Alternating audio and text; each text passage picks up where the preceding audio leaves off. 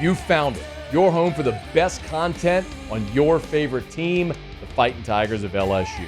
Do us a favor, subscribe to the channel, leave your comments below, and be sure to smash that like button.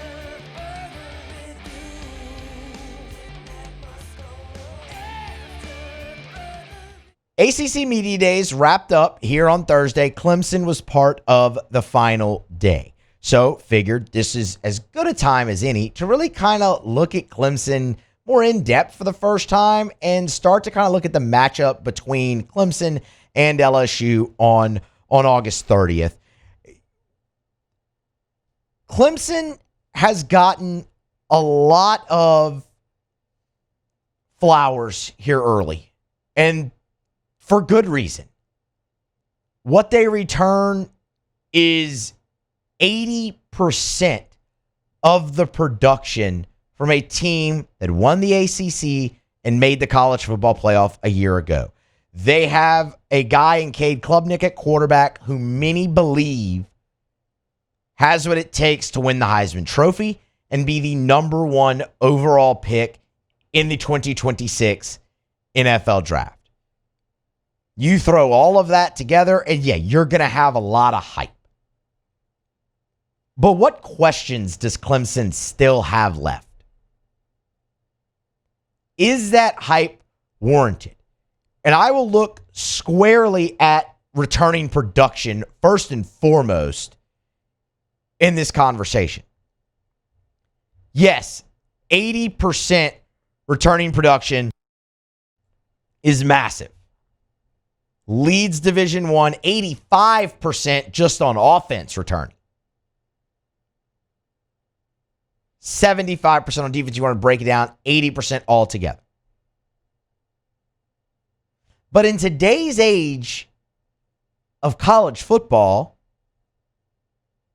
it really hasn't mattered much because the transfer portal is so prevalent. Of the last 4 national champions, only Michigan in 2023 was ranked in the top 10 in returning production.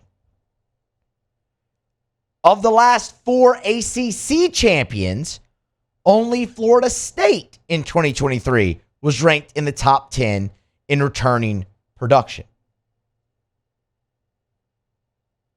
There is something to be said, and don't get me wrong, Clemson was a very good team a year ago.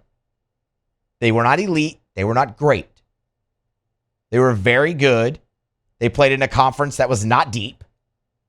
No matter what bill of goods Rhett Lashley wants to sell you, they played in a conference that was not deep. And they won, stole a bid, and got into the college football playoff. So I think even with returning production, there is something to be said. Okay, you bring all of that back from a team that snuck in. You bring back 75% of your production on defense from a team that struggled mightily defensively. Clemson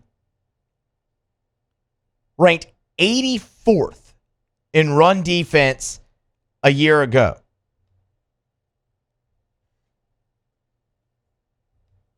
Even further, when you look at pass defense or the run defense even further, 113th in yards allowed per rush, not including sacks, by the way. Clemson in sack rate, 44th. And that was despite TJ Parker having 11 sacks. So you have really good standout players like TJ Parker, like Peter Woods on the defensive line, on the defensive side of the ball. But those guys were on the team a year ago, and Clemson struggled. The main question with Clemson's defense isn't the talent level. It's, can Tom Allen, coming in as the new defensive coordinator, get those guys into shape to where they perform better as a unit? Like, I look at a guy like TJ Parker, Peter Woods up front, and I say, man, you know what? Yeah, that can give LSU a lot of problems bringing in an offensive line that is starting 4 new guys up front. On the road, it's going to be loud. It's going to be raucous. You're facing talent like those guys who Parker and Woods both expected to be first-round draft picks come April. A defensive line in general that is drawing comparisons to the line that featured Cleveland Farrell and Dexter Lawrence and Christian Wilkins. That line that helped Clemson to 2 national championships and a 41-3 record. Like, everyone looks at Deshaun Watson and he was awesome in college and it was a major part of those teams. But Clemson in the trenches on those teams, specifically on the defensive side, was excellent. And that's what they're hoping. That's what they think they have this year, talent-wise. But where's the execution? And that's going to fall on Tom Allen. Because I'm going to tell you right now, Clemson should have an advantage game number 1 over LSU in the trenches with that defensive line against a new offensive line from LSU. Like, that should matter immensely in this ballgame. But that also factors into returning production. You're bringing back guys who, while talented, did not have success as a unit a year ago for Clemson. Not the success becoming of a national championship and college football playoff contender. It's just, that is what it is. Like, that's really not disputable. There's a reason they got ousted in the first round rather handedly by Texas. Cade Klubnik, the offense on the other side, they were pretty darn good a year ago.